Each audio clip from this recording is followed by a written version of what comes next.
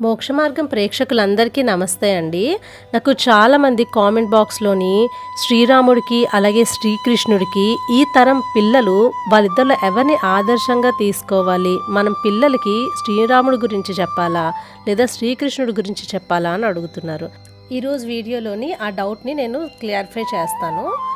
Skip చేయకుండా పూర్తిగా వీడియోని చూడండి. శ్రీరాముడు శ్రీకృష్ణుడు వీళ్ళిద్దరూ విష్ణుమూర్తి అవతారాలే. అయినప్పటికీ వారి జీవన విధానాలు, వారు జీవించిన యుగాలు వేరు. శ్రీరాముడు త్రేతాయుగం, అలాగే శ్రీకృష్ణుడు ద్వాపర యుగంకి చెందినవారు. నేటి ఆధునిక సమాజానికి అంటే ఈ కలియుగానికి వీరిద్దరిలో ఎవరు ఎక్కువ ఆదర్శప్రాయుడు? నిజానికి వీళ్ళిద్దరి కలయికే నేటి ప్రజలకు అవసరం.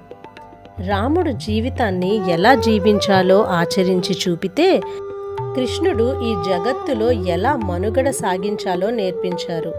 నేటి సమాజానికి వీరిద్దరూ ఏ విధంగా ఆదర్శమో ఇప్పుడు మనం తెలుసుకుందాం. నేటి కాలంలో కుటుంబ వ్యవస్థలు చిన్నాభిన్నమవడానికి, నైతిక విలువలు తగ్గడానికి ప్రధాన కారణం క్రమశిక్షణ, త్యాగనిరతి లేకపోవడమే.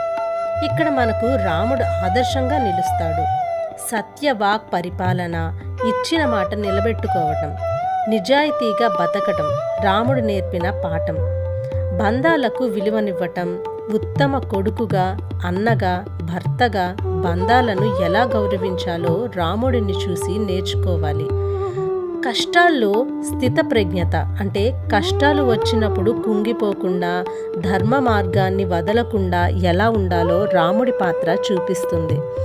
వృత్తిపరమైన జీవితానికి, ప్రాక్టికల్ మైండ్ సెట్కు, నేటి పోటీ ప్రపంచంలో, సంక్లిష్టమైన సమాజంలో కేవలం మంచిగా ఉంటే సరిపోదు, లౌక్యం కూడా అవసరం.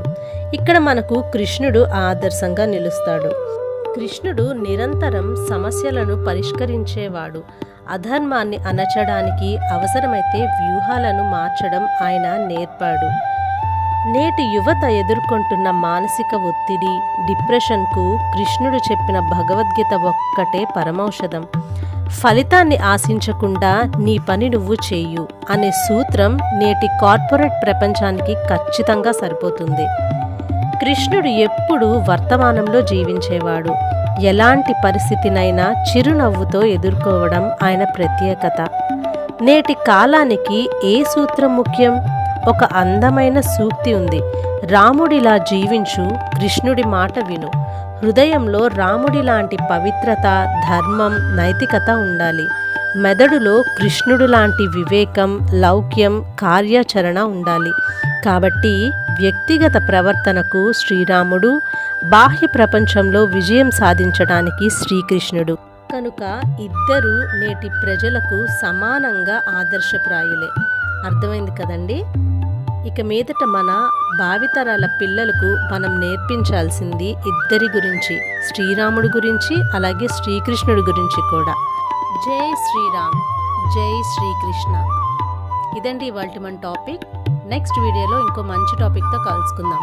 మన మోక్ష మార్గం ఛానల్ని ఎవరైనా సబ్స్క్రైబ్ చేయకపోతే సబ్స్క్రైబ్ చేయండి. అలాగే ఈ వీడియోని లైక్ చేసి షేర్ చేయండి.